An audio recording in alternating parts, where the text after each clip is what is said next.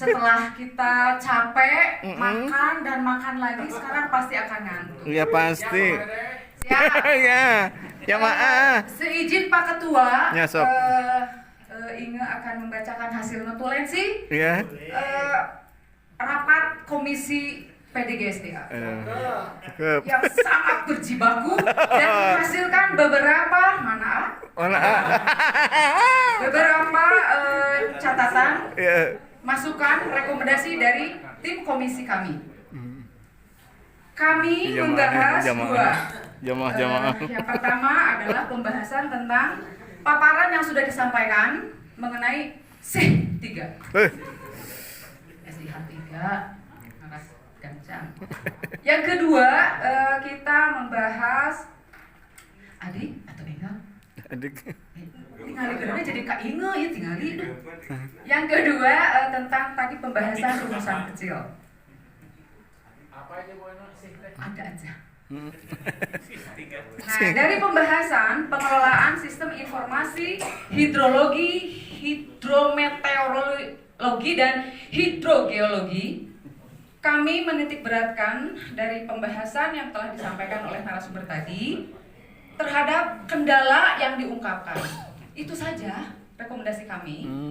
Jadi kendalanya itu ada beberapa. Yang pertama katanya ya ada aturan turunan dari Undang-Undang Nomor 17 Tahun 2019 itu belum terbentuk. Jadi rekomendasi kami adalah menekankan kepada pemerintah pusat. Karena kita TKPSDA memberikan rekomendasi kepada pemerintah pusat, maksa ya, harus segera membuat aturan turunan dari undang-undang ini tentang SIH 3. Kemudian kendala berikutnya ada saat ini progres SIH 3 itu tidak berjalan. Ini berdasarkan paparan tadi ya. Yang selanjutnya kita bacakan dulu kendala-kendalanya. Ada rencana aksi pengelolaan SIH 3 belum ada akibat kegiatan Dewan Sumber Daya Air Provinsi yang mengalami kevakuman. Yang selanjutnya, aplikasi SIH 3 hanya memuat data curah hujan dan debit yang dikelola oleh Dinas SDA, belum ada link antar instansi yang mengelola data hidrologi, hidrometeorologi, dan hidrogeologi. Makanya kami memberikan masukan yang berikutnya, yaitu SDA Provinsi harus segera mengaktifkan website SIH 3 sehingga kita bisa diakses dan dievaluasi oleh pihak-pihak terkait. Walaupun saat ini kan sedang dibuatkan, baru dikumpulkan data-data. Jadi sebagaimanapun kita kabupaten kota ini penting, tapi ternyata di provinsinya juga ini belum ada apa-apa, tapi ini memang dirasakan penting. Selanjutnya, TKPSDA memberikan masukan untuk rencana aksi pengelolaan SIH 3 walaupun Dewan SDA Provinsi stagnan. Jadi kita nggak vakum lagi, kita bilang stagnan aja. Jadi gitu ya. Jadi kita sebagai anggota TKPSDA itu nggak apa-apa lah, kita harus memberikan masukan juga gitu ya, yang semampunya dan di level TKPSDA. Yang selanjutnya, TKPSDA juga mengusulkan kepada Dinas SDA Provinsi sebagai pengelola SIH 3, nah untuk segera menyempurnakan dengan Dinas SDM-nya, ESDM ya, ESDM. Kemudian dengan PJT-nya, Dinas Pertanian, BMKG, dan BPBD atau BNPB. Ada tambahan lagi adik di sini, serta Dinas LH. Ada BNPB, serta Dinas LH untuk kualitas airnya. Jadi ini perlu kita sarankan. Dan diupayakan maksimum dalam 1 tahun, minimal awal 2024, data SIH 3 dapat diakses. Jadi kita merekomendasikan kepada tim pembuat SIH 3 ini agar rencana aksinya agar segera dibuatkan. Selanjutnya, adik, aduh ini agak panjang karena kita memang diskusinya agak sangat juga. Selanjutnya, nah ini Dinas SDA Provinsi untuk melaksanakan koordinasi secara intensif. Insentif beda ya, intensif dengan insentif juga dengan pihak-pihak terkait dalam rangka penyempurnaan SIH 3. Jadi di sini kita kelembagaan harus kita koordinasikan secara intensif. Nah berikutnya, karena untuk pegangan kabupaten kota, karena dirasakan memang SIH 3 itu adalah memang sangat diperlukan. Nah ini sosialisasinya, sosialisasi pentingnya SIH 3 ini khusus di kabupaten kota, jadi sebagai panduan juga untuk kami mekanisme pemanfaatan dan pengelolaan di daerah sehingga dapat menjadi basis antisipasi potensi bencana. Luar Biasa. Hebat. Selanjutnya, Minum dulu. selanjutnya Semangat, SDA Provinsi melakukan sudah yang ke-9. Oh bukan ya, ini Apa? kelembagaan Pak Ketua ya. SDA Provinsi melakukan sosialisasi pentingnya S3 itu sebagai lembaga, nah tetap terhadap pengkoordinasian yang mengkoordinasikan di provinsi. Nah untuk kelembagaan koordinasi daerah kabupaten kota melibatkan Bapeda dan secara teknis oleh Diskominfo. Mungkin nanti ada saran tambahan, dipersilahkan. Selanjutnya, nah ini aksesibilitas data yang akurat dan valid itu harus sampai ke pengguna. Itu rekomendasi kami. Dan terakhir adalah didorong dengan inovasi teknologi yang mudah diakses oleh pengguna. Jadi walaupun teknologinya sudah bagus, tapi di tataran pengguna, kumaha aksesnya saya, rumah kuota ya saya kumaha gitu ya. Minimalnya internet itu sinyal masuk ke daerah. Kota mah kayak gambil. Nyungkeun ka Profesor. BTS-nya sebagian. Ada satu lagi, tapi itu untuk ini mah sebagai ini saja.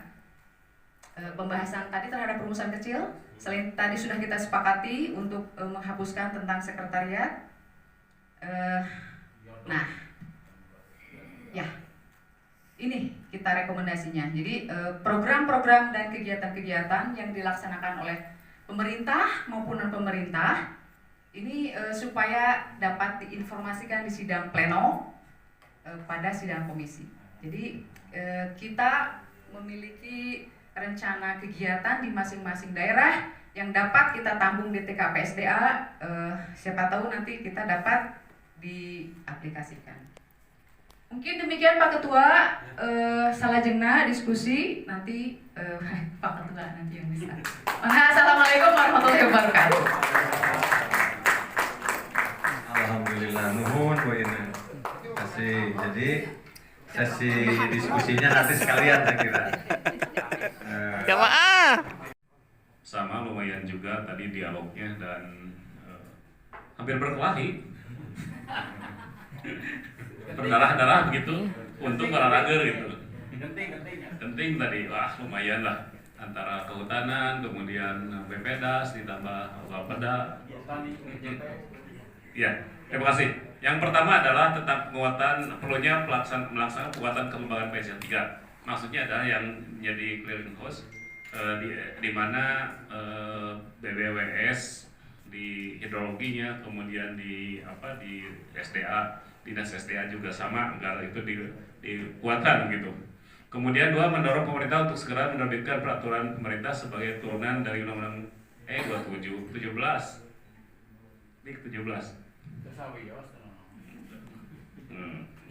Nah itu khususnya hanya lupa itu terkait dengan H3 ya. Nah itu jadi kita kalau konservasi, produksi, lindung itu fungsi. Sementara Taman Nasional Cagar Alam itu pengelolaannya. Jadi nanti ini kan status yang pengelolaan tanah itu fungsinya itu produksi, dinaikkan ke lindung, ini tertinggi fungsi tertinggi ini hutan konservasi.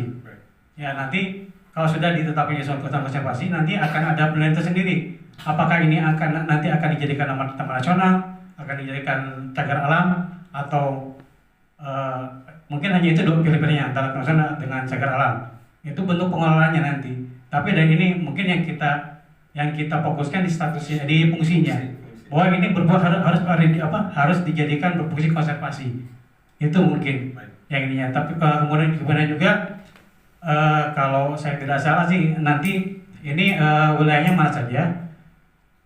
Maksudnya kedudukan si kawasan ini di mana. Nanti ketika itu misalkan hanya satu kabupaten, itu nanti bupati itu sendiri yang mengusulkan ke kementerian, meminta untuk dinaikkan statusnya. Dan misalkan sekarang saya kurang tahu sekarang apakah fungsinya lindung atau produksi, saya tidak hafal sana. Nanti mungkin itu kalau misalkan dari lindung minta dinaikkan ke konservasi. Itu mungkin. Jadi konservasi itu dari dalam bentuk fungsinya konservasi, hanya nanti pengolahannya apakah taman nasional atau cagar alam. Nanti ada penelitian tersendiri. Jadi intinya dan prosesnya panjang. Yang di Jawa Barat itu ada proses di mana Pak Simi pasti tahu kawasan Gunung Ciremai yaitu 99 itu statusnya masih hutan lindung perhutani. Kemudian beberapa tahun kemudian jadi taman nasional. Sama kawasan Gunung Salak Kalimun juga perhutani, berapa tahun kemudian jadi taman nasional, jadi satu dengan Salak Kalimun. Proses dibaliknya itu yang kita namakan advokasi. Jadi perhutani nggak akan ngasih tuh diganti menjadi taman nasional. Itu kan sama saja kawasan perhutani ya diambil gitu, nggak mau. Tapi pengalaman kami di Ciremai, bukan saya, kami di Ciremai, itu tahun 99 kita bikin mitra Ciremai. Karena Ciremai itu kan ada 3 kabupaten, Cirebon, Kuningan, sama Majalengka. 3 kabupaten itu kita adain workshop sampai akhirnya dibentuklah mitra Ciremai. Nah 3 kabupaten ini nyusun segala macam sampai ke KLHK, waktu itu masih Menteri Kehutanan ya. Baru 5 tahun kemudian disahkan jadi taman nasional. Begitu pula yang lain, termasuk Tahura juga kan perhutani. Artinya ini advokasi. Jangan harap, punten ini pengalaman pribadinya, jangan harap bikin ini pusat mau atau perhutani mau, nggak bisa. Nah ini berkaca, dan itu butuh 5 tahun. Kecuali teman-teman mudah-mudahan bisa lebih cepat lah. Sekarang kan artinya harus ada bentuk antara, sasaran antara Pak Simi. Bagaimana kawasan itu dialihkan dulu, yang penting bisa dikelola oleh menteri, oleh kementerian, oleh BUMN. Punten kan Jatiluhur mah bagus ya. Nah, jadi maksud saya, apa yang kawasan itu kan banyak di undang-undang itu, termasuk ada KADPK, ada kawasan hutan kemasyarakatan, apapun lah Pak Simi, apalagi di undang-undang yang belum. Jadi kalau tadi orang perhutani masih ada nggak? Jamin akan mau. Iya. Itu di Gunung Ciremai aja fight kita. Dulu tahun 2001 itu rame-ramenya perhutani dihantam oleh teman-teman Jawa Barat. Tahura juga sama prosesnya kan, cuma bedanya ke provinsi. Gede Halimun, Salak. Nah mohon baik Pemkab Karawang kita gali dulu lah pengalaman teman-teman itu gitu. Ya semangat, makanya kenapa tahun 2015 kita usul itu supaya prosesnya dijalankan gitu. Tanyain ke orang-orang Kuningan lah, teman-teman akar, pencinta alam itu, mereka yang penggeraknya itu. Nah kita nggak cukup hanya dengan inong-inong di sana gitu kan, butuh skema aliansi, advokasi, proses-proses pendampingan dan masuk ke kebijakan, ke kementerian gitu kan. Itu ini pengalaman pribadi, bukan pengalaman orang lain, saya sharingnya nun.